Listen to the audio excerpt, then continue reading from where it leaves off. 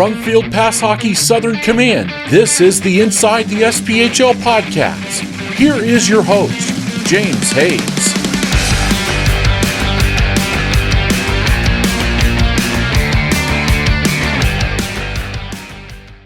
Welcome to this week's episode of Inside the SPHL. We had a great weekend of games as always. All the teams are starting to get pretty intense. Games are getting more intense. People are jostling for playoff spots and just fun stuff. We'll get into that a little bit later on. But as always, I'm going to introduce you to my guest, who I was lucky enough to get to come on this week. I've been trying to work a way to get him to come on for a while now, and at no fault of his own. It's been my fault. So, but he's a Peoria, Illinois native. He's in his 8th year pro. He's played all of his years with Peoria except for last year where he went down to Pensacola. He was a finals MVP last year. Won the President's Cup. He's on pace this year to have a career best scoring run. He's on pace for 73 points, and he's sitting at 56 right now. So without further ado, let me introduce you guys to Alec Hagaman. Alec, how's it going, man? Good. How are you? Oh, not too bad. Any day's a good day that I get to do this stuff for fun, right? Yep, absolutely. So you guys had a pretty awesome weekend. You guys swept Roanoke. The team's looking real good right now. How do you feel about the season to this point for you guys? I'm good. I mean, we had like you said, it was a good weekend. It was a good test for us too, because Roanoke's a hard-nosed team. They like to play a tough game, and they had Coach Bremner, who I got to play with, and their team kind of plays the same way he did. It's full 60 minutes, and they bang bodies, and so it was a good test for us. And we had not a bunch, but a few new guys come in, and they really stepped up. So, I mean, I'm liking our roster right now. It's pretty exciting to see, and I'm sure Guy's got plans to add some more guys coming in when college is the D1 season's over. So, yeah, I mean, I'm liking our roster now, and I'm excited to see what it's going to be in the next 2 to 3 weeks right before we settle in for a good playoff run. Yeah. For a minute there over the weekend, you guys were in the number 1 spot, which you still kind of technically are. You've got a game in hand on Huntsville, and you're only 1 point back. So I know at the beginning of the season, a lot of people were kind of looking at you guys. You were down at the bottom of the standings, and I'm sitting here thinking, well, they didn't play their first weekend of hockey, so they're already games behind. I was like, I don't think I'm going to count Peoria out of this, but you guys turned it up. It just seems like every time I turn around, you guys are winning, and it's just, I don't know, it's great. Is this probably one of the, it just seems like this roster this year is one of the highest scoring ones I can remember seeing a Peoria team have. I mean, you guys can score from every angle, it seems like. Is that true, or am I just blind?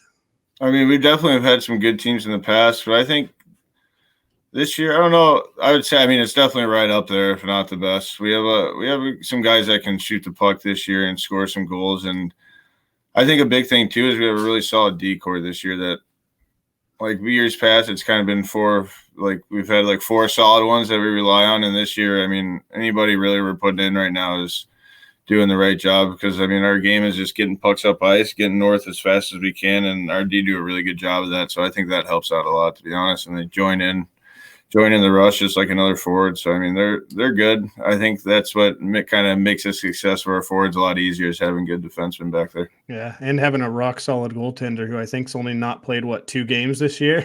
Yeah. He's played a heck of a lot of games, and he's stood on his head a few times early on in the season for us, like you said. And, I mean, we got Barry, too. He was a backup. He was with me last year in Pensacola, and every game he's played, he's been rock solid, too. So we've been lucky in that aspect of having 2 really good goalies. And, yeah, I mean, it's been a good year roster-wise, so hopefully just keep going and good things happen. Yeah, definitely. Let's jump back a little bit in your career. I mean, you grew up in Peoria. You're playing there. You've been playing there except last year, which is only because Peoria didn't play because of the COVID season. So, I mean, was the Rivermen team? I know this is another generation of the Rivermen team. Was that like a team you always looked at you wanted to go and play for when you were growing up in the area? Yeah, absolutely. I mean, it's just like any kid if they have a pro team there. I grew up watching them. I probably started going to games at probably 5, 6 years old with my dad, and I wasn't at the rink, but I got to see them. It was actually on television when they won the Kelly Cup in 99, 2000. And it's just, and I actually, one of the Hall of Fame guys who has his jersey hung up, Doug Evans, he was a pretty he had a lot of points and just a big time name here in Peoria. I actually grew up with this kid playing hockey, so Nice. so it's kind of like I got to go hang out like by the locker room and stuff. So it's kind of it's always been a dream of mine to play for the Rivermen, and look, I was very fortunate enough to get a chance earlier on in my career when maybe I was deserving, maybe I wasn't, and just kind of worked my way up from there. And it's been a dream come true for me. Yeah, let's talk about going to college. You went and played Wisconsin River Falls for a couple of years. There's no school there in Peoria that's got a college team? What's going on? No, we got Bradley University, but they're like I think it's D2 club. Oh, so yeah. No, there's not like they got hockey, just not like a high. I guess like a high level of hockey, which I mean D3 is right below. It's not like football where you got D2 and then drops down to D3. D3 is pretty much right below D1, and when you get in the right division, there's some really, really good hockey and really good hockey players out there. Yeah, that division's basically, isn't it? That's the one that's made up of pretty much all Wisconsin teams and like one Minnesota team. Yeah, so it's the WIAC. I don't know anymore. When I played, it used to be Scholastica, and then the rest were all Wisconsin teams. And then that was when we were the NCHA. And then we had like our own conference, the WIAC, which was only Wisconsin schools inside of that. And then they kind of broke the NCHA, which took like Norbert's and Scholastica out of it. And they went and kind of created their own. And then the WIAC just stayed the same pretty much. And then the only bad part about that is you lost an automatic bid to go to nationals. So you had to win the championship unless you were, say you only lost 1 or 2 games during the season, you don't get an automatic bid. Oh, that sucks. So it's tough. Yeah, definitely. I mean, and there's a shitload of teams in Division III hockey too. Yeah, so I imagine that's a struggle. Crazy. Yeah, it's crazy, especially out east. I couldn't even tell you half of them. Yeah, it seems like every time I see a new guy getting onto an SPHL roster, he's from one of those schools out east, and I'm like, I didn't even know that school existed till today. Exactly. There's tons of schools out there, and I mean, even in the Midwest, there's a good amount of schools. Yeah. We're so tell me a little bit about college, your playing career in college. I mean, you have good numbers. It looks like you were consistent every year. Playing 25, 26 games a year, and I mean, was that college game, was that a transition for you coming out of the NAHL? Was it an easy transition, a hard transition, or? It wasn't honestly too hard. Our teams are really good. I don't know how to. Yeah. Like my first 2 years, I think I did really good. And then, I don't know, the college game just seems kind of, to me, like the older you get, if the coaches don't absolutely love it, or you don't maybe get along with the coach absolutely perfectly, it starts weeding you out a little bit. Yeah. And I'm not making that as an excuse for myself. Like, it wasn't that maybe I could have played better, whatever. But I mean, me and the coach sometimes didn't see eye to eye. But I mean, at the end of the day, I really enjoyed my time there. I mean, now I can say me and the coach are friends. It was just sometimes, we were just hard headed at each other, and so it was sometimes I just didn't play as much. Maybe because of that, maybe because of my play. I don't really know, but it was a pretty good career. I mean, regardless, but I had a great time, so I don't really have any complaints about it. That's awesome. Did coming out of school, did you have were you looking to go play in like the coast or anywhere? Did you have any offers to camps or anything, or was it kind of not really? I was kind of like, I don't have an agent or anything, never did, and I didn't really. I mean, I feel like you got to kind of know someone to kind of get in the coast, maybe like an old coach or something that can get your name out there, like if you don't have anybody doing it for you. And then with Guy, I've known Guy for quite a while, he's obviously been around Peoria for a long time when I was growing up, and he runs camps, and I would help him out. So he kind of reached out actually after my senior year and asked if I wanted to come down. And I was a kid in school that probably couldn't leave school. So I stayed, and I was like, I'll come the following year, because I was like, I know I won't. I'll kick school right off to the side and not think about it. So I ended up staying, and then he was true to his word and gave me a shot the following year. That's awesome. What'd you study whenever you were in school? Marketing communications. They told me that was the easiest one, so I went with it. They're not wrong. They're not wrong. Option B minor. Yeah, that's the route that I went to. So I was like, whatever will get me out of here the soonest, I'll take it. Yeah, I hear you. So, so that first year coming into the SPHL, what was it like playing on the ice of basically where you grew up watching guys play? I mean, what was that feeling like for you? Oh, there's lots of butterflies. I remember the first game I was just because I actually wasn't. I didn't make the roster. I actually didn't make it. I got cut, and then a week later, 2 weeks later, at the start of the year, he brought me back, and then the first game was it was crazy because I was kind of bummed out, and then he brought me back, and it was just my first time putting on that jersey and coming out of that tunnel. I was just full of energy and just butterflies, and I think I only played about 3 or 4 shifts that first game, but it was fun. It was always be something I'll remember, and like I said, I'm just thankful to be able to put on that jersey. Yeah, that's awesome. So, what was your NHL team? Since they were a Blues affiliate, has that been your NHL team, or were you a Rebel?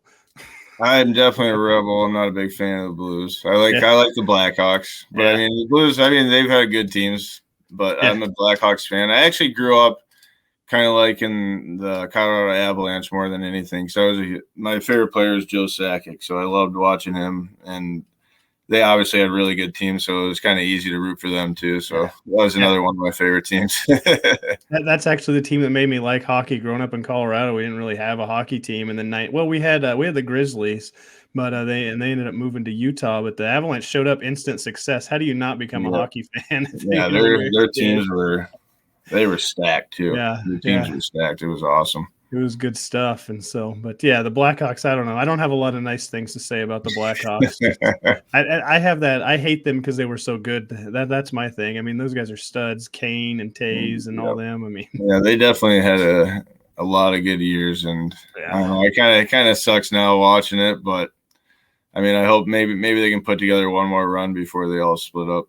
Yeah, maybe so. You never know. Who knows? I mean, never know. It seems like teams that nobody figured the Rangers would be doing good this year, and all of a sudden they're a team that's in the race for things. I mean, I don't know. It's crazy how things just a switch will flip on teams like that. So it's just sometimes it's just a few good players away, and you find those pieces, and things go the right way for them. Yeah, definitely. So I kind of got off topic, I guess. We were talking about your career, not all that. But so you guys have never missed the playoffs since you've been. Well, I don't count the COVID year that got canceled, but you guys have never missed the playoffs in Peoria, and you guys are always one of the top 2-3 teams. And there's just been that one little hump that you guys haven't been able to get over. And last year, you and what was it, about 3 or 4 other guys from? It was me, Neville, Ernst, and McCormick. Yeah, so I mean, you guys were able to go down to Pensacola and basically play in the ECHL South League with the rest of the 4 teams that were here, and you guys got a taste of that. So, well, you didn't get a taste of it, you got it. And so first off, let me ask you, how was that run for you guys in the playoffs? I mean, I don't think a lot of people, everybody was thinking Macon was going to take this and Knoxville, and you guys just kind of said, nah, I think we're gonna have it our way. I mean, what was that run like for you? It was awesome, honestly. Like, I think I talked to Guy probably 4 or 5 weeks before our season was over, and I was like, I don't know. I was like, we haven't been playing that good, and I think you could probably ask anyone on that team. We were not really playing that good the second half. Like, we were just so inconsistent. We would throw together a game or two and then have 2 bad games, and then I don't know. There's something about like those last 3 weeks. I think we still lost some games, but we were playing really good hockey. Like, I think we lost to Birmingham at the end of the year, but we were playing really good. And even Macon, we went over there at the end of the year. I think we lost 2, but you could just tell like the confidence was building, and then we got Kupski back, which I think was huge for us. He was kind of the backbone of that team, and he was probably one of the better goalies I've ever played with in my life, and he kind of stood on his head. And like you said, Macon beat us all. I think we beat them maybe twice all year, and maybe those 2 were probably the 2 closest games we had with them. And I don't know, there's just something about that team where right like a week or 2 before playoffs, you could just tell like we were just gelling really good and we came together, and I think it showed in playoffs. We played I mean, we were 4-0. We were a good team. Yeah. I mean, that playoff run was impressive. I counted you guys out. I'm not gonna lie, but it worked out for the best. I mean, tell me a little bit about that season too. Only playing 4 other teams. I mean, what does that do to a team? I mean, when you're just playing the same guys, do you get sick of it? I mean, you obviously have to start hating the other guys. You're seeing them so much, right? I mean, yeah, you definitely get tired of it. I mean, I think the league did as good of a job as they could as splitting everybody, trying to give everybody some gap room of playing each other the best they could. But I mean, obviously there's times where we were playing teams four times in a row, and it was just, I mean, it's a lot. It's kind of similar to this year though too, because they're trying to save teams some money which is understandable. COVID was probably detrimental to a lot of teams, and it's just, it kind of sucks, but at the same time, I mean, if you play these teams in playoffs, at least, I mean, you know everything about them. So by the time you get there, you know they're good players. You know exactly what they do, and so in that aspect, it's kind of helpful. I think it helped us when we played Macon because we knew exactly what guys we had to go after to stop them from being successful, and I think we did a good job at it. Yeah, definitely. Yeah, I forgot. You guys are basically in the unofficial North Division this year, so you get a lot of Quad City, Evansville, and Vermillion County. And yeah, we play those guys a lot. I mean, that's just. I think I looked at the schedule. I think you guys got Vermillion County 15 times on the schedule. I mean, that's about like last year. I didn't think of that, but But like you said, I mean, well, Vermillion County, you're not going to see in the playoffs. They were officially eliminated. But I mean, if you guys go up against Quad City or Evansville come playoff time, I mean. And not just you guys, both sides are going to have a little something. You got a little trick up your sleeve that you're just saving for the playoffs this year. I don't know if anybody has a trick up their sleeve, it'll be Guy. He's the one with the brains. We just we listen and just run his systems. And when we kind of talked about it last week, and if we're just all on board and do the right things, like we're going to have success. So. Yeah. That's pretty much our thing. And, Quad and Evansville, I think Evansville I think they're a little underrated, to be honest with you.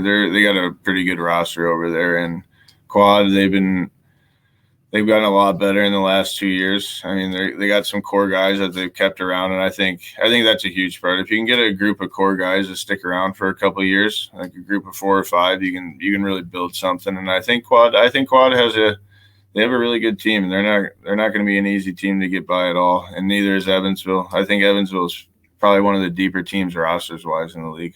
Yeah. I just don't know what goes wrong. They're a streaky team here lately. They are, but I mean they have a good roster, and every time we play them, they give us a run for our money every time. And I think last time they beat us, one time they killed us. So I mean they're a good team. So it's not a team you can sleep on at all. Yeah, definitely. I agree with you there. I need to bring you on, and we can just talk about the whole league every week. I mean, you got better insight than I do into this. Yeah. I've been around long enough. Huh? Yeah, that's for sure. So that's so that last year's championship team you were on. What do you guys that are on this year's team? What do you feel like you bring to the table that may have been the missing link from previous teams? I mean, you guys had that record-breaking season where you won more games than anybody ever has and just fell short again. I mean, what have you guys learned, or do you think you bring to the table this year that can get Peoria over that hump? The biggest thing, which I mean, it's more of a team thing, is you have to be playing your best hockey going into playoffs. Like that year that we set, did we set the record for most wins or something? Most wins or points? Points, yeah. Well, in that year, I mean, I think we clinched first place in like the end of January, and we were not playoff ready. We were floating. We floated through the rest of that year, and it wasn't really on anybody. It just it seemed like games were so easy that by the time playoffs came, like other teams were like battling for spots, like Roanoke and all those teams, they were battling, and I think it kind of got the better of us. Yeah. I mean, it's got to be tough to stay motivated when you're essentially not playing for anything. Well, it was the same year that Tampa lost too in the first round. It was just, and Cooper said the same thing. It was just they just were not playoff. they floated through the year, and then they thought they could just turn on the playoff switch. And the playoffs is a whole different game. It's a lot more physical, fast paced, and guys are going to give everything they got for coming to blocking a shot. I mean, it's just everything is just intensified that much more. And I think it wasn't that we were floating. It was just everything that just seemed like we would win even if we were playing horrible. It didn't matter. We were just finding ways to win. And then when playoffs came, you can't play like that and get away with it. Yeah. No matter who you're playing, you don't get away with playing like crap and then just getting lucky goals here and there. Yeah, no, I agree. And yeah, I don't think it's anything against the team or the players. I mean, it just happened to be that way. It was just one of those years where you're just like, I don't know, like, because I mean, we played Roanoke and I think we beat them pretty good. And that's what we were kind of telling guys this weekend. We were like, because they came in and they played a physical game, and they kind of bullied us out of the playoffs that year a little bit. Yeah. And so that was kind of our big thing this weekend is we can't fall on that path. Like, we got to start being physical, like, right now. Like we got a break coming up for a couple of days, and then he's going to give us a couple of days off because we don't play this weekend. So he's going to give us a couple of days off. And after that, it's straight. We got to be in playoff mode. And I think that's what we did a good job in last year in Pensacola is we were playoff ready. Like we were playing our best hockey at the right time. Yeah. That's a good point there. So, you got any? I mean, I always try to pry this out of guys. You got any good stories from your playing career? I mean, 8 years in, you got to have something you can tell me. There's got to be something there. If not, that's all right. I can't even think one off the top of my head. No, that's all right. It's no big deal. I can move on. So up to this point in your career, what's been one of your favorite moments in your pro college? It doesn't matter. What's been one of your favorite moments playing or being a part of? I mean, I think obviously winning the cup last year was a pretty big moment, and then but honestly, I'd say probably one of my favorite moments was actually a shootout goal that I had here against Knoxville, and it was for the game winner. And me and shootouts, I'm kind of a toss-up. I usually get the call if I score in the game. That's when he'll be like, all right, maybe we'll get you in there and see if you can score here. But it was, I don't know, it was a game-winning goal. Actually, it wasn't in a shootout. It was a penalty shot in overtime. And I scored it, and we had a huge crowd, and it was just, I don't know, it was just electrifying for me. Like, it was just one of those moments where I didn't think there was a chance I was going to score because that's just my luck. I was like, no. Yeah. And I scored it and went ballistic. And it's just something I'll always remember. Yeah. And then, I mean, and I'll always say this, just being able to put on a Rivermen jersey is every single time it's special to me. Every time during the national anthem, I always look up and just say, thank you. Yeah, no, definitely. It's just like you look around and see all the big names like hanging on the rafters that I got to watch growing up. And it's just kind of surreal every time. Even if it's my 8th year, it's still special to me. That's awesome. I know that the fans in Peoria love to have you there, but I always hear other people, other fans around the league, they never have anything nice to say about you. And I get the turtle a lot. Yeah. So.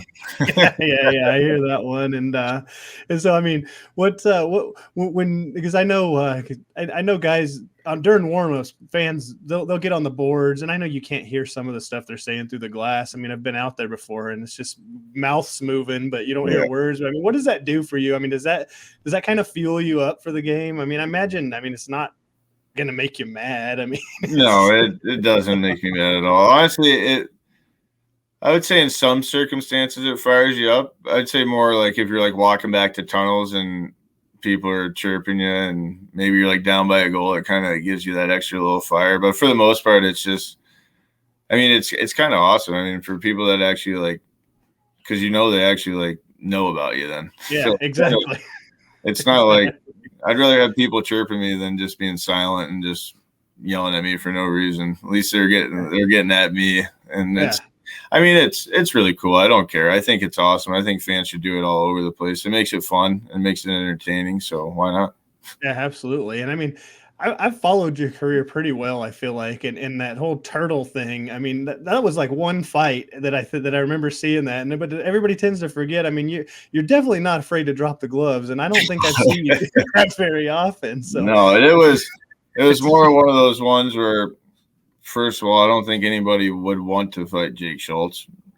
I wouldn't. Yeah. But no, I had a really big hit, and then I got around that net, and I kind of peeked over my shoulder, and I could see him skating 100 miles an hour at me. So I tried to get around the net, and then I tackled him, and then I couldn't. He was bearing over the top of me with 2 refs, and I was just trying to peek like this to make sure he wasn't hit me in the face, and I was like covering my face, and I don't know. I guess for that one time. Yeah, one time. I mean, I deserved it, but yeah, I mean, I don't know. I mean, it is what it is. I know it doesn't really bother me. I think it's kind of funny to me. No, it's great. I mean, it's just I don't know. I mean, I think it's part of I think the fans. That's what kind of makes a little bit of this fun on the side when I'm reading things in the groups and stuff, and I'm just like, you guys. I mean, where do you come up with this shit? It's awesome. I mean, the SPHL fan base is a loyal fan base, and for like every team, those fans will stick up for their teams tooth and nail, and I love it. It's good entertainment, and also at the same time, it just shows how passionate fans are around this league, and they actually care. It's not a league where people don't notice it. Like, people care, and I think it's cool, the SPHL, because people can actually speak and people see, and I don't know, it's cool. Yeah, I think I'm with you on it. I enjoy every minute of it, and I always like to bring guys on that people don't really like. You know, I mean, I know I'm not saying people don't like you. I mean, the Peoria Rivermen fan base loves you. They like me. Pensacola loves you. I mean, you were part of a team that did it all, and I mean, it's just. And so I like to bring guys on like that so people can see, hey, look, he's human. He's not this guy running around that he's not trying to piss everybody off. You know. Yeah. You're human off the ice, this actually brings me to something I want to talk about. And if you don't want to talk about it, you don't have to. But the Austin Lots versus you stick swinging incident last year. I mean, do you want to talk about that a little bit? Or yeah, we can. We can. I mean, what did you think when that happened? I mean, what went through your mind whenever you seen a goalie stick coming at you like that? Well, pardon my French, but I was like, oh shit. No, well, I mean, I kind of knew he was going to do something because I hit a kid somewhat late, but someone killed one of our guys. I think it might have been Milan, and it might have been Anthony Collins, just murdered him. And then Utaski fought, and there was an icing, and I think Calvis was going back for the puck. He played for you guys for a little bit last year, and I just remember, like, right before the whistle, I was like 2 steps away, and I was like, all right, I'm gonna ride him out a little bit. Yeah. But they just murdered our little guy, so I'm gonna go after. Yeah, I'll ride this guy out a little bit, and I did that, and then just kind of curved right around the net, and I just picked my head up, and I thought he was coming for my head, so I was like, whoa! Yeah. And then he hit me right in the midsection, and just kind of went down. I'll give it to him. He's got a good swing. Yeah, that's great. I don't think I've ever seen anything like that before, and it was just I don't know. Have you ever seen anything like that in your playing? Even back, I don't know, dating back as far as you've played. I did get a stick to the face from Tyler Barr. Back in that was one of my first or second years pro, and that was probably the only other time he got me. I think he got suspended for the rest of the season. He kind of took a jab right at my face, but ouch. I mean, it is what it is. Yeah. Sometimes I'm sure I probably deserve it. I'm not acting like I'm the innocent one. I'm sure I'm pissing up people off where I probably deserve it. Yeah, but if you're not pissing people off on the ice, I feel like you're not really doing a good job. I mean, you're not supposed to be friends out there. You guys are literally playing a game where you're running into each other. So. Yeah, so I mean, it is what it is. I have no hard feeling towards Lots. I mean, I'd probably consider doing something like that if someone, I mean, maybe not the full out swing, but I probably would have tried fighting someone for sure if that would have happened to one of my teammates. So. Yeah, Yeah. I mean, that's no hard that's how feelings. hockey Just goes. hockey and stuff happens. Sometimes you do stuff that maybe you're like, maybe I shouldn't have, but it happens. It's life. It goes on. Yeah. Oh well, it is. Yep. It does. I mean, he had to sit 10 games. He served his time. So Yeah. it's, Yeah. I mean, so I don't think I really got a whole lot more questions for you, man. I think that's about it. Is there anything I mean, do you what let me actually, yeah, I do got another question. What do you do outside of hockey? I mean, it's always interesting to find that out when you're not playing, even off season, or you said you got a couple days off. I mean, what do you do in those times in your life? well, right now my days off are just kids. I got 2 kids at home. I got a daughter that's turning 4 in April, and then I got a kind of a fresh one. He's about 7 months old now, 8 months old, and yeah. So a lot of my off time is hanging out with them and taking care of them, and then during the summers I do a lot of hockey camps with Guy. We run, or he runs. I help every time. We do. It's all summer long, every day of the week. Mondays, Wednesdays, Fridays are long days. We're there from 7:30 in the morning till 9:30 at night. And we just work with all the youth hockey kids from junior hockey all the way down to pretty much squirts. And we run workouts usually during the days, and then at nights the kids will come back and we have like 2 hours of ice with like two different ice sessions. So we're on the ice for like 4 hours a night, and then 2 different workouts during the week. So I stay busy with that. And then usually that runs me from usually May till August, and then I actually work with a buddy doing landscaping, mowing, not the hard landscaping, more of the mowing lawns and trimming. I did the hard landscaping in college. I'm good on that for now. Yeah, you're sitting on the zero turns and right on. Is that what you're getting at? Yeah, exactly. Definitely. Yeah. So then since hockey's pretty much everything, once you get out of the game, are you going to try to stay playing the game? I should say, are you going to stay in it? Are you going to try to keep doing, coaching or something? I mean, I would like to. If I got an opportunity, I think I would definitely explore it. I would love to do that. If not, I don't know. I would like to stay in hockey somehow. Whether I can make a actual career where that's where I can do full time, I would love to do it. But if not, I would still love to be in youth coaching or just being around the game somehow. Yeah, absolutely. Yeah. Are you going to start strapping some skates on your 7-month-old here pretty soon? A couple weeks, probably. Yeah, when the prices drop down by like $500. I hear you. Oh yeah. I'm sure we will sooner or later. I mean, right now, my daughter's skating with me on the every Sunday. We have the fan skates with the fans, so she'll come out and she's tiptoeing around right now. So yeah, as soon as we can get him on, I'm sure he'll be on them too. Yeah, that's cool. That's always fun. I mean, you can make it a family affair, so that'll be a good time. But yeah, well, all right. That's all I got for you. I promise. Now I'll let you get back to living your life and enjoying a nice, unusual week off from games. So we got a game Wednesday against Vermillion, and then I think we're off till like Monday or something. So it'll be nice. It's nice before playoffs to kind of get a little rest and kind of step away for a little bit and clear the brain. Absolutely. I'm sure you're excited to play Vermillion again. You haven't played them enough yet this year.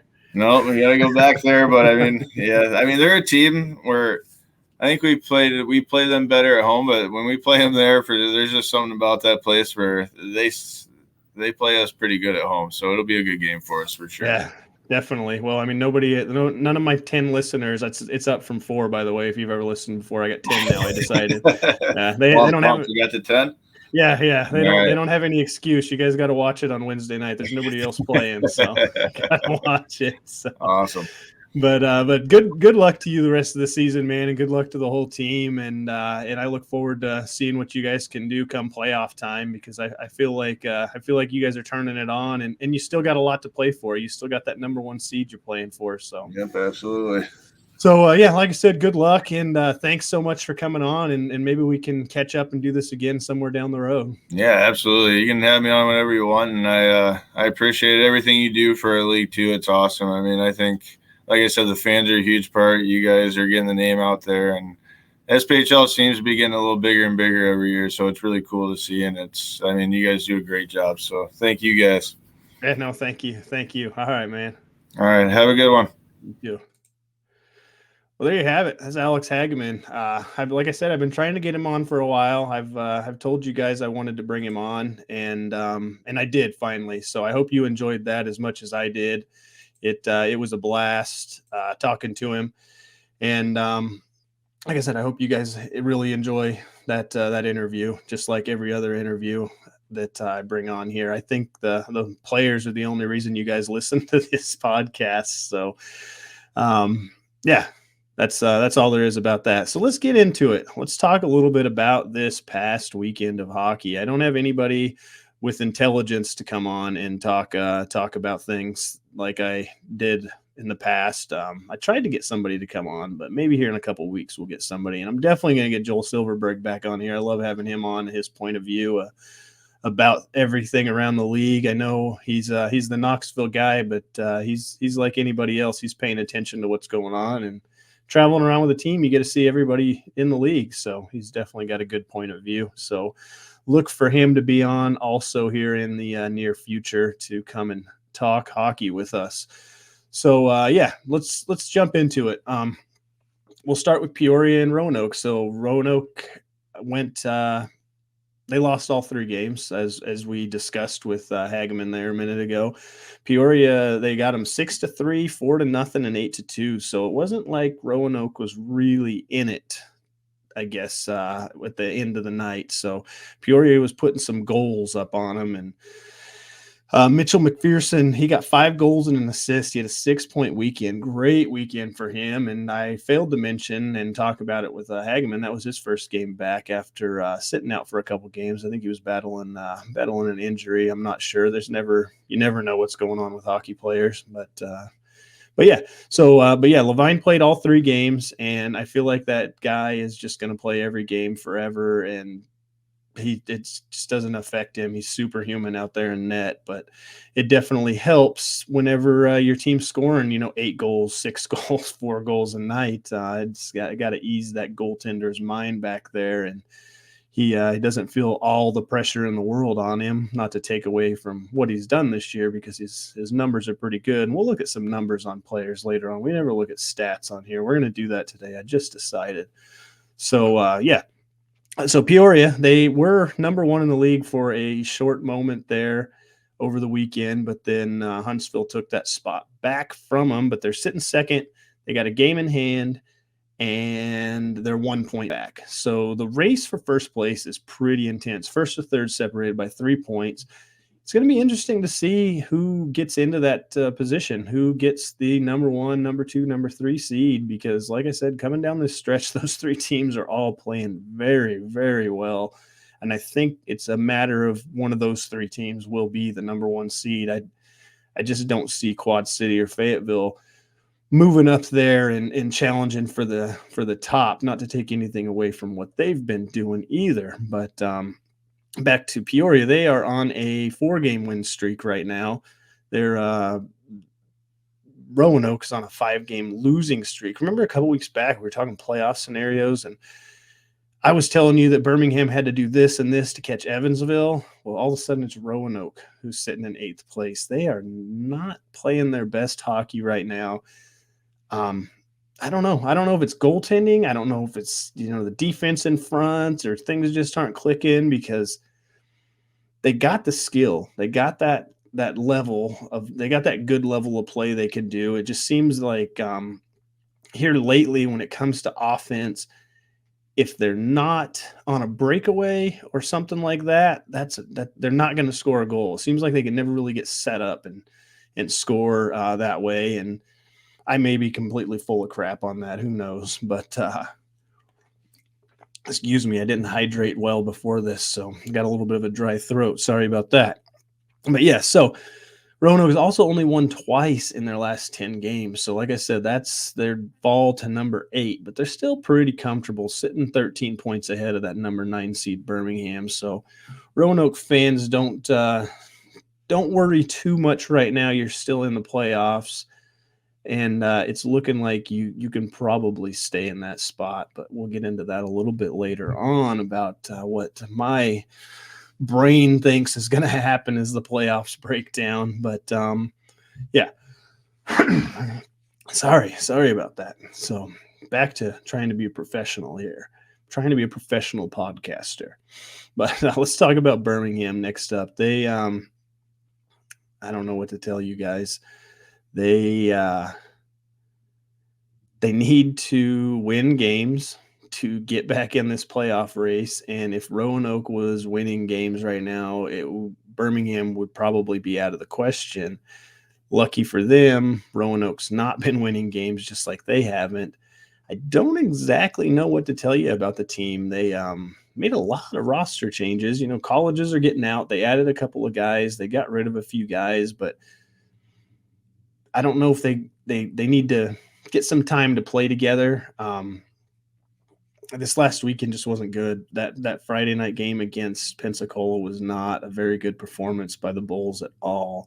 They played a little better against Knoxville the next night, but the result was the same. They lost 4-1 in both nights. They're 9th in the standings, 13 points out, and they're not eliminated, but they're going to really have to turn some things on. And lucky for them, they got a shot at playing Roanoke. So they're either going to gain 2 points on Roanoke Thursday night or they're going to lose 2 points on them. That's we'll see. Those two teams usually put on good shows too against each other. That's some of the funner games of the season that I've seen was Roanoke Bulls games. So moving on to that, Evansville and Quad City, they had their little mini series. 4-1 loss to Quad City was Evansville, and a 5-1 loss to Quad City was Evansville.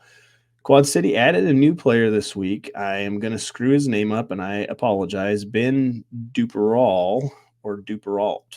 I don't know. I'm not sure. I'll figure that out. One of these days, I'm going to just catch the game broadcast right before I come on here, and I'm going to see how the announcer says it, and then I'm going to come in here, and I'm going to sound like I know what I'm talking about. I'll probably forget by then anyways. He got 3 goals over the weekend. First 3 games he's played with the team. He actually played in the EC. He was up in the AHL at one point this year. I don't think he got any games in from what I remember looking, but he was a great addition to the team. You know, he 3 goals, like I said, in 2 games. He scored in his very first game with the team. So that is really good for Quad City because you know how Quad City's kind of streaking here and there, but they're streaking up right now. And this is the time of the year you want to do that. And things are looking good for them. They're sitting in 4th right now. They are 6 points back of 3rd. So like I said that Knoxville, Huntsville, and Peoria are going to be top 3, but Quad City is not out of that. They're only 6 points out, which makes them only 8 points out of first place. So who knows?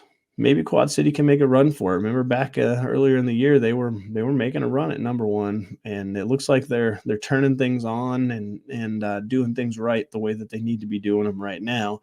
They've won 7 of their last 10, so they're looking pretty good in their last 10 games. Evansville, on the other hand, they're sitting in 7th. They've moved up a position thanks to Roanoke losing a lot of games. And they're 5 points back of 6th. And 6th is Pensacola right now. So that's also good for Evansville. 2-game losing streak's not good for Evansville, but like Hagaman even said, they got a really deep roster. They're a lot better than what their record's saying, and they just got to put together whole games, I guess. I don't know. I mean, what's the cliche thing say or people say about these kind of deals? They got to put together the complete game, and but they definitely got what they need. They've only won 4 of their last 10. Remember a few weeks back that was a big matchup between them and Birmingham. They played twice and they lost both games to Birmingham. And that's whenever Birmingham was starting to look like they were going to make that run to the playoffs. But since then, things have changed. They also, both of these teams, I might add, earlier in the week, Tuesday and a Thursday game, they played the Vermillion County Bobcats. Both teams had their way with the Bobcats. So let's talk about the Bobcats. They are the first team this season to be mathematically eliminated from the playoffs. So we kind of seen it coming. Sucks for them, sucks for, that whole organization that they're out this early, but It's the growing pains. It's the growing pains. They got a lot of good things, they got a lot of good they can take from it. Their fan base is good. Hagaman said that something about playing in their barn is it's just different, and they play good at home is what I take from that. And I don't know, it's a team that they can keep playing around with the roster. They own the transaction board all season long, and they probably, when it's all said and done, they're going to have a decent core of guys that they're going to be able to protect and turn things around. You got to remember, you can talk all the trash you want about the Bobcats, but Quad City wasn't good their first couple of seasons in the league. This is their first year going into the playoffs. Birmingham, they had that one year where they just played out of their mind, but they really struggled to get things going right off the bat. And brand new teams don't always just go straight to the playoffs, straight to the cup run. So I'm not going to say this franchise is a complete failure. They are looking very rough this year, but I look forward to seeing how they can go forward, because there's nowhere to go but up from here for them. And that's it. That's it for Vermillion County. They only scored that. I say that's it, and then I'm going to say this. They only scored 3 goals in those 4 games. Goal scoring has been a struggle for them. They have had a lot of goals against them as well, and I don't know. You can't always blame that on the goaltender. I mean, the team in front of the goaltender may have something to say about that. I haven't caught a lot of Bobcat games here recently and seen, but it's also tough when you're playing a team like Peoria very often, a team like Quad City very often. And this last weekend they played Huntsville twice, so you're playing like the creme de la creme week in and week out in the league, and you're not really getting a lot of chances to play, the Macons, the Birminghams. This team's a little bit lower on the standings that they may match up. They did beat Birmingham once this year. Yes, they also beat Peoria twice. I know, but I don't know. It's like I said, it's going to be interesting to see this team, how they close the season out, knowing that they got pride to play for. I hate when people say they don't have anything to play for. They got pride to play for, and it's just going to be interesting. We'll see how this all closes out for them, but that's enough. That's enough on them. Let's talk some Fayetteville and Macon. That was a series on the weekend. It was a 2-game series. I still don't know if that's considered a series. I don't know if it's got to be 3 games at least, but I'm going to call it a series, and oh well. But so Macon won Friday night. Macon got their 8th win of the season. Macon is one of those teams that they can get you. They can get you, and they're a very physical team. They can score goals. I don't know. Macon's one of those teams. Who's showing up tonight? Who are we going to play tonight? Are you going to see the team that plays against the Bulls all the time, or are you going to see the team that plays Pensacola? You don't know. But this week, that's what you got. You got a really good game. Like I said, they won 3-2. They lost Saturday 4-1 to Fayetteville.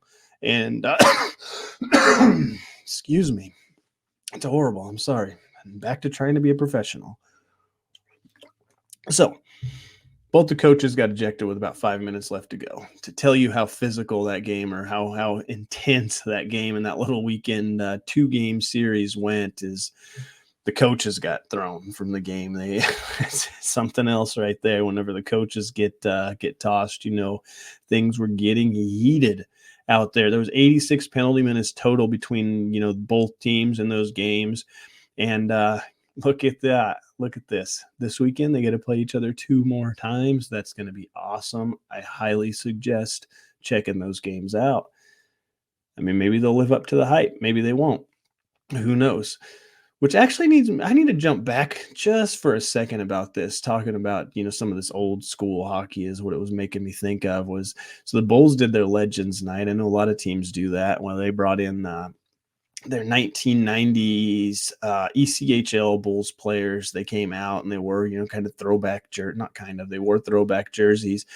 And I mean, that's all fun. Every team does, cool stuff like that. But here's the cool thing about this. So right off the opening face-off, I'm talking like 90s style hockey, the gloves were dropped. And that was just, I don't know. I mean, yeah, the Bulls lost that game, but there was a sellout crowd. And I mean, is that not cool? Do we not miss that? Do we not miss, the staged fights they got pretty crazy, coming into the 2000s and late 90s. It just, those ones were getting crazy, but do we not miss that every once in a while? Right off the face-off, 5 seconds in, I mean, the whistle, the puck dropped and the whistle blew. That's how it all happened. And it was a good fight. I mean, and obviously I'm sure it was staged. I'm sure they set it up, in warm-ups, or maybe they skated out there. I mean, because it wasn't really bad blood between those two guys. If Birmingham had bad blood against anybody, it'd be Andrew Ballant.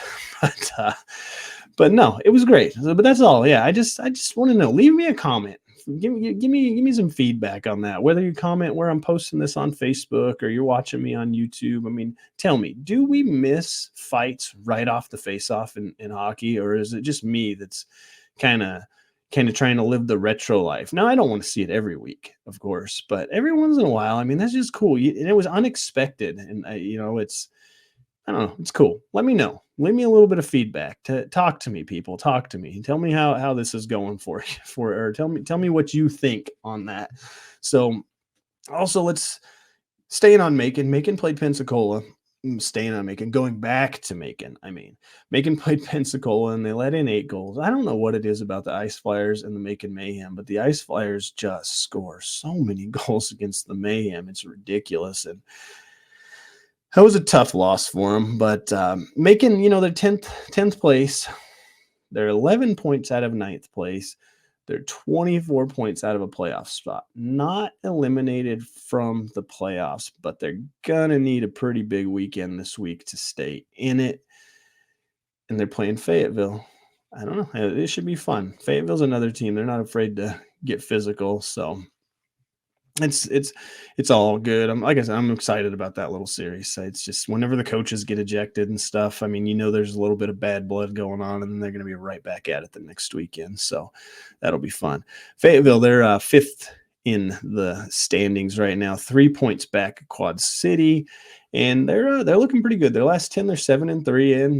They've been rolling along, playing really well. There's just something about the top 5 in the standings. They just seem like they stay so consistently good all year long, and I don't know. Maybe I'm full of it, but that's the way I feel about it. I mean, Pensacola, they played Huntsville 55 million times to start the season off, and they had a really bad record. But now that they've started to play the rest of the league, they've found some consistency too, and we'll talk about them. So they had 2 games this weekend. They won both of them. They had that 8-2 win over Macon. They had that 4-1 win over Birmingham on Friday night, and they played well. I keep telling you, they're quietly sneaking in there. Nobody's thinking about them. Nobody's watching them, and they're just quietly winning. Yeah, they're a young team. They don't got a lot of experience come playoff time. But, I mean, that franchise, we talked about it earlier with Hagaman, that franchise has a way of showing up for the playoffs. I mean, turning things on, and they're playing well right now. I mean, they can clinch this weekend if they sweep Roanoke. So it's a big playoff weekend for both teams, because Roanoke really needs to find that next gear and stop the slide. And I'm telling you, if Birmingham would be winning games, this playoff race would be a lot closer the way Roanoke's playing. But both of them are playing the same way. But yeah, anyways, Pensacola can clinch if they sweep them. They will be the 6th team, and there will only be 2 spots remaining in the playoffs that they'll be fighting out for, 7th and 8th. So I don't know if Pensacola is going to sweep Roanoke, but I just know that if they do, they're in. I think there's another scenario where if Birmingham loses the whole weekend, I think they might be able to clinch as well. But if we're looking at the control your own destiny part of things, they control their own destiny on clinching. Let's move on to Huntsville, back at number 1. Huntsville loves that number 1 spot. They fell down for a minute. They played that big game against Knoxville. It was the battle of the number 1s, but it wasn't, because Peoria won the night before and they were number 1. So it wasn't, or was Peoria number 2? No, they were number 1. Why don't I remember anything? This is why I'm never going to get paid to be on ESPN, guys. As much as I'd love to sit on ESPN and talk hockey, this is why you're never going to see me on ESPN. Anyways, They beat Knoxville 6-4. Beat him really well. They chased Evan Moyse. Moyse was, let's see, I wrote that down. Moyse, he let in 4 goals on 8 shots, and he was ran in that one. And not looking good for Knoxville in that one. Knoxville did their backup goaltender, and I'll try to say his name here in a little bit because he, when I talk about Knoxville, I'm not even going to try to screw it up right now. But they played pretty well. They came back in it. Knoxville came back in and Huntsville let them come back, but ultimately Huntsville said, we're just going to win this game. Thanks a lot and have a good weekend. They went to Vermillion County. They played Sunday, winning 5-1, and Saturday 5-1, Sunday 3-1. And Piacentini and Rob Dare, they both got 3 goals over the weekend. Newdecker's back, and he wanted everybody to know he's back. So he scored a goal, had 3 assists, 4-point weekend. Getting players back at this time of the year for the Havoc is bad news for the rest of the league. Why did I say It's just bad news with the rest of the league because you see what happened. Newdecker came back in and 4-point weekend. That's what he was doing. That's why he went up to the coast for so long. And then I think he scored in his first game in the ECHL when he got called up. First or second. Didn't take him long. So dude can score goals, and Huntsville, I'm sure, is very happy to have him back and at the perfect time. At the perfect time. So they're on a 5-game winning streak. They've won 8 of their last 10. This is the Havoc that I'm talking about. They are back at number 1. They got that 1-point lead over Peoria. They got a 2-point lead over Knoxville. Tight top of the standings. And like I said, Peoria's got a game in hand on them too, so look out for that. But Huntsville's playing. These teams control their own destiny. So you win and you're going to stay number 1. That's the way this plays out. And Knoxville, well, I guess that's kind of stupid to say because both Peoria and Huntsville could win out and Peoria will end up number 1. Yeah, I'm an idiot. You don't have to remind me. Let's talk about Knoxville. Knoxville, they lost to Huntsville, like I said, 6-4. Moyse let in 4 goals on the first 8 shots. They said, come on, Evan. Come on, come back to the bench. And then that's when they brought in Tristan Cote.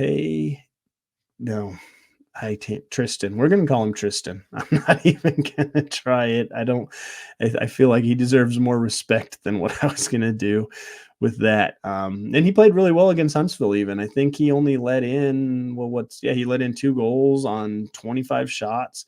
So he ended up playing really well, coming in a bad situation, but he got his team back in it. Then he turned around and they went to Birmingham on Saturday night and he played very well. He stopped all but one shot, or one shot by Carson Rose got through.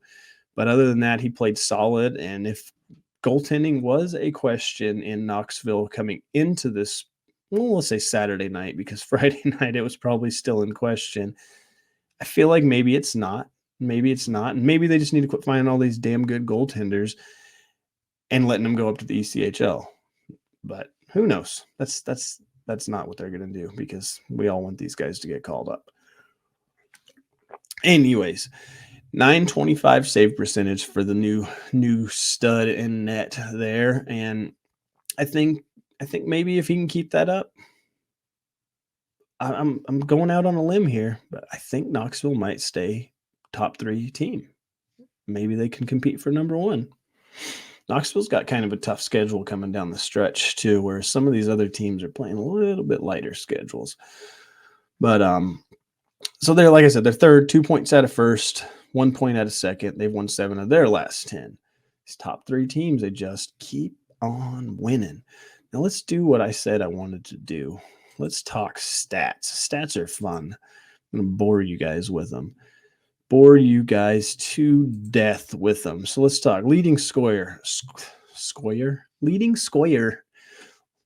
The man with the most points in the league, Cy Nukovic, right now. He's got 62 points, up over ahead of 2 Rivermen players. Remember when it was all Huntsville guys in the top 3? Now it's Huntsville and Rivermen guys in the top 4. The 2 Rivermen guys, you got Alec Bear, who's been playing phenomenal. He's got 58 points. Alec Hagaman has 56 points. And like I said, he is on pace to just make it happen this year for his career best. He's on track for 73 points, I believe. And then, but yeah, like I said, Nukovic is sitting up top. He's got 23 goals, 39 assists. Rounding out the top 5, we got Jacob Barber sitting there with 54 points. Remember, he was number 1 for a while. Come on, Barbs, why'd you fall off? No, I just think everybody else maybe turned it on. I'd still love to have a guy like that on my team if I was a coach, even if he's only number 4 in the league in scoring. Number 5, Shane Bennett from Quad City. He's got 52 points. So the scoring race is kind of close. You got Mac Jansen, 51 points in 6th, Marcel Godbout, 49, Anthony McVeigh from Knoxville, 49, Balsamo, 48, Rob Dare, 48, and that's the top 10.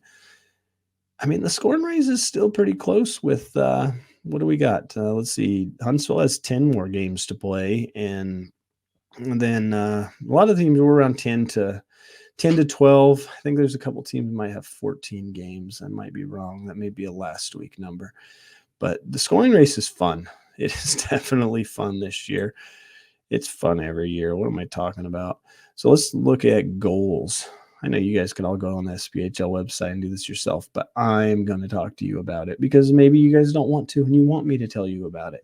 Who's the leading goal scorer? Jacob Barber, 26 goals. Marcel Godbout has something to say about that, though, because he's also got 26 goals.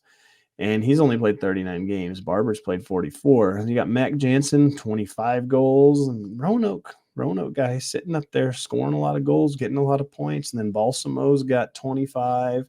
Piacentini's got 25 sitting in 5th. And Rob Dare's sitting in 6th with 24. Brennan Blasick also has 24. Hagaman, what are you doing down there in 9th with 23, tied with Cy Nukovic? You're supposed to be higher than that, man. And Alec Bear, 20 goals. So, yeah, about that.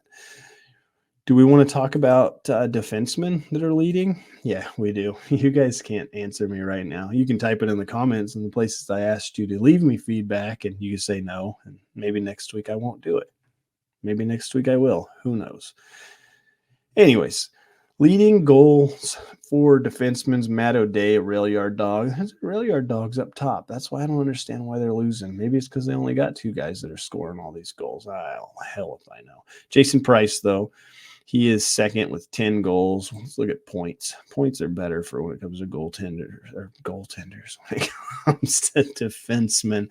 Price is leading all defensemen with 35 points. Then you got Don Oliveri with 34, tied with Joe Sova. And then Dylan Carabia, 31. Travis Armstrong, another Roanoke guy. I don't know what to tell you guys. These Roanoke guys are good at scoring. I don't know why they're not winning a lot of games. Nolan Kaiser sitting in 6th with 28. Nick Novell, 25 and 7th. Matt O'Day, 24 and 8th. Dalton Young, 22. Peoria Rivermen, 2 defensemen. It's because I'm going to talk about goaltenders next. That's why I keep saying that, I think. Either that or I'm just a dummy. Anyways, you got Zach Wilkie and Dalton Young rounding out the top 10 with 22. Let's look at some goalie stats. Who's the number 1 goalie in the league? Hunter Vorva, 1.85 goals against average. Bailey Birkin, who hasn't played, he's been up and down all year, but he's got 14 games, 1.92, tied with Levine. How come I can never remember? Anyways, Eric Levine has played 36 games this year for the Rivermen, 1.92 goals against average. Some of it maybe he's played a lot of games against a Vermillion team that can't score a lot.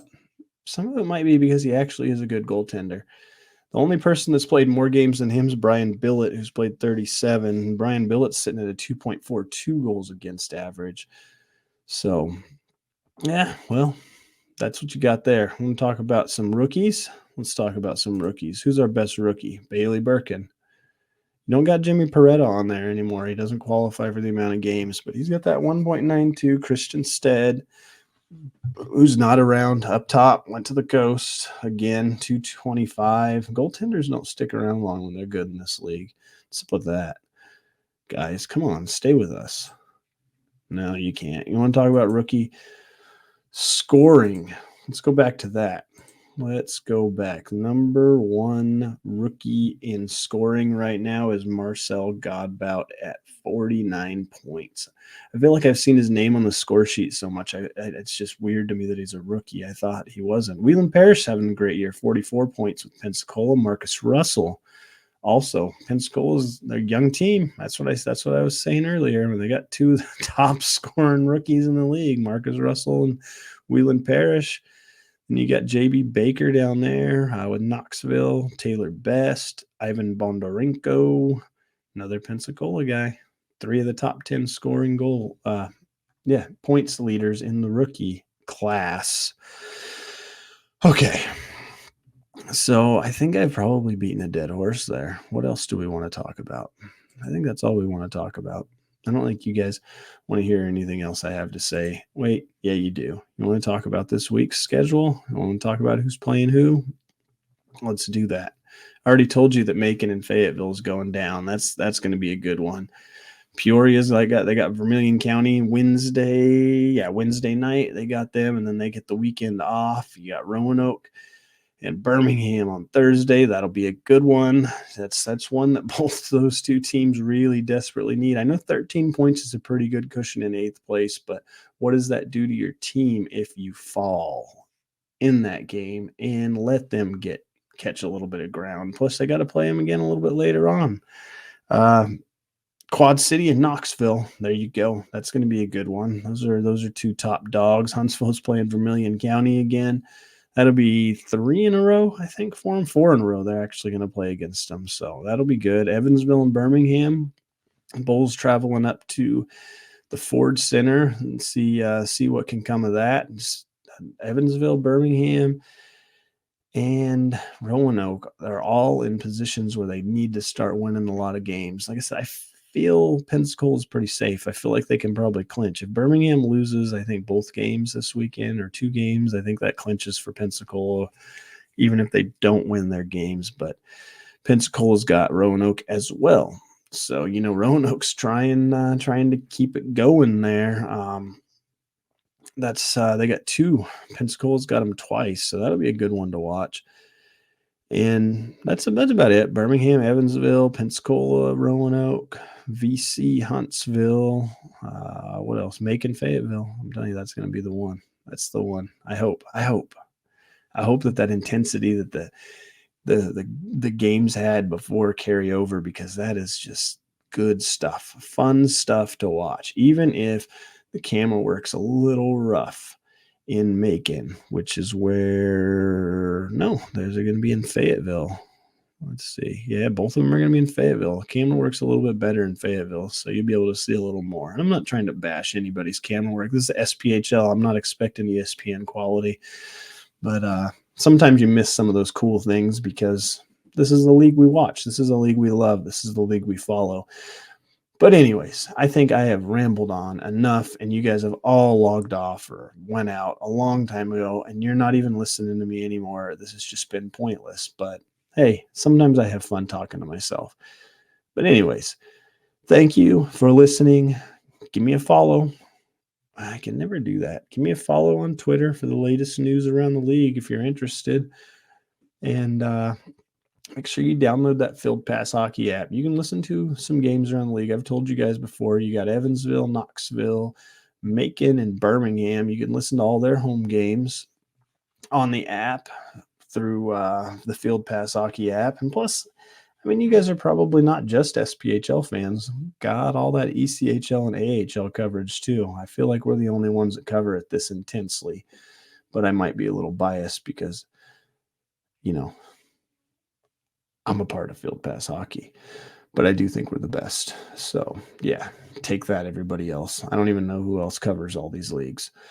So, that's all I'm going to say. I'm done. I promise this time. I am done, and I wish you guys a good week. Enjoy this weekend's hockey, and we will talk again next week. I will have another awesome guest for you. Maybe it'll just be me. Who knows? You've been listening to the Inside the SPHL podcast. Got a topic you'd like discussed? Follow James on Twitter @FPHBulls. For the latest news on the SPHL and the rest of minor league hockey, Download the Field Pass Hockey app, now available in the Apple and Android app stores.